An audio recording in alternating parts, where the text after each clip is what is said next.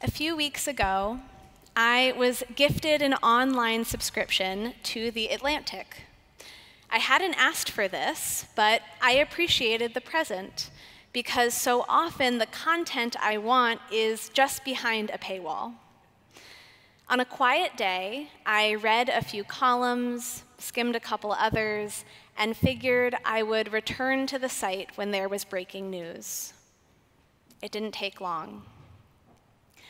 On December 12th, I logged into my account and clicked on a link titled, "The Aftermath of the Devastating Tornado Outbreak in Kentucky." I expected to find a lengthy article filled with quotes from meteorologists, engineers, and politicians. Instead, I found photograph after photograph of unthinkable destruction. My eyes welled up as I looked at a man walking over the foundations of his house, carrying what little remained of Christmas presents for his grandchildren. And when I saw a group of people huddled together in a prayer circle amid uprooted trees, the tears began to fall.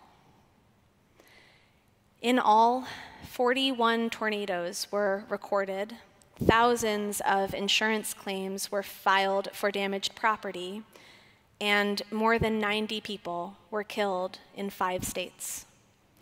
This staggering death toll includes the loss of at least a dozen children, including one infant who passed away from injuries this past Tuesday. Following the coverage and looking at the photos, this all felt like too much to handle. I was overwhelmed even though I had not personally experienced the deadly winds. I've never braced myself for a tornado, and I haven't been to the towns that were impacted.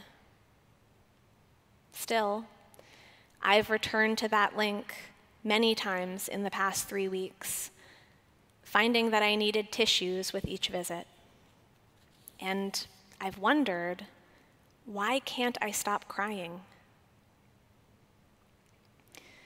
There is a midrash about crying set in last week's Parsha.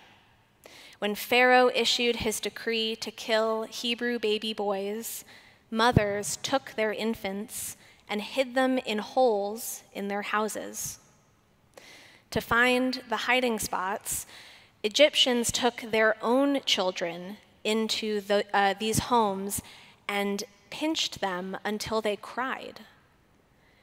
The children of our ancestors heard the pain of their neighbors' children and cried in compassion. We are hardwired for empathy. And yet, as my experience of looking at those photos shows, empathy is exhausting. The concern I felt made it hard to pay attention to much else, and my tears zapped me of energy. When our stores of empathy are depleted, when we are exhausted, we can become numb. As climate change turns once-in-a-generation catastrophes into annual occurrences, we are each at risk of becoming emotionally numb. Humanitarian responses to these tragedies require that we give of our hearts as well as our resources. The moral and existential questions that climate change raises are incredibly difficult and uncomfortable. It is far easier to limit our engagement and curtail our compassion. But the easy thing to do and the right thing to do are rarely the same thing. And in this case, the easy thing, closing ourselves off, is certainly not the Jewish thing to do. This week's Parsha, Va'era, communicates an unambiguous warning about the dangers of emotional numbness. Pharaoh's heart was infamously hardened, Vayehezak lev paro, And there is a classic debate over how much Pharaoh hardened his own heart and how much God stepped in. But whatever role God played, this is a man who previously declared infanticide and crushing bondage. He created a society of people with closed hearts, Egyptians who imposed harsh labors on the Israelites and searched out their hidden children. And even those who did not directly implement Pharaoh's will lived in and benefited from a system that oppressed our people. The consequences for their emotional detachment were grave. Dam, Tzefardea, Kinim, Arov, Dever, Shechin, Barad, blood, frogs, lice, wild animals, pestilence, boils, and hail. This week, we read of the first 7 of the 10 plagues of Egypt. It is not difficult to draw parallels to environmental disasters of our day, when water sources become undrinkable as the Nile, and hail damages cars and homes. But what's worse is that the people most responsible for the current situation are often least affected by it. Those who will bear the brunt of climate change are those who did not craft the policies nor emit the carbon that makes their land less inhabitable, their futures less secure. This includes not only people of island nations that may be submerged in the coming decades, or subsistence farmers who find it harder to grow their food, but also children all over the world. We need to listen to the cries of the youngest among us. On Yom Kippur, we heard several teens from the Central Climate Change Initiative speak about the enormity and urgency of this problem. And I was amazed at their ability to engage consistently with something so daunting. Not because they are teenagers and this is impressive for their age, but because they refuse to close off their hearts to past, present, and future suffering. So, how do you and I enter the secular new year with the same empathy that our teens showed entering the Jewish new year?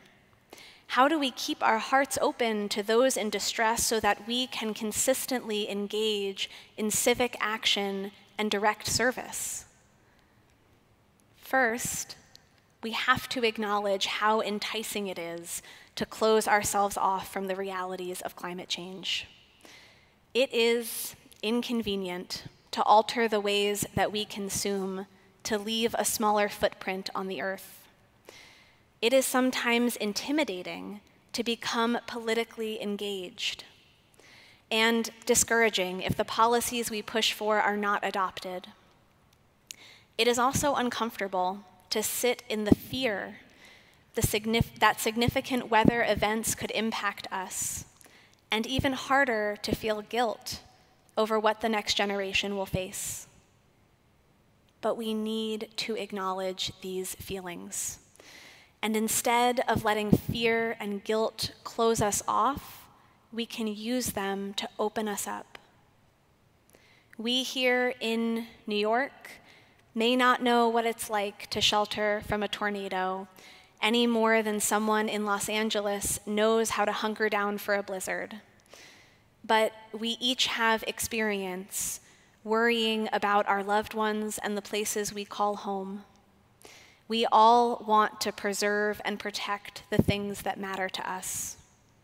The vulnerable place within me can reach out to the vulnerable place within another.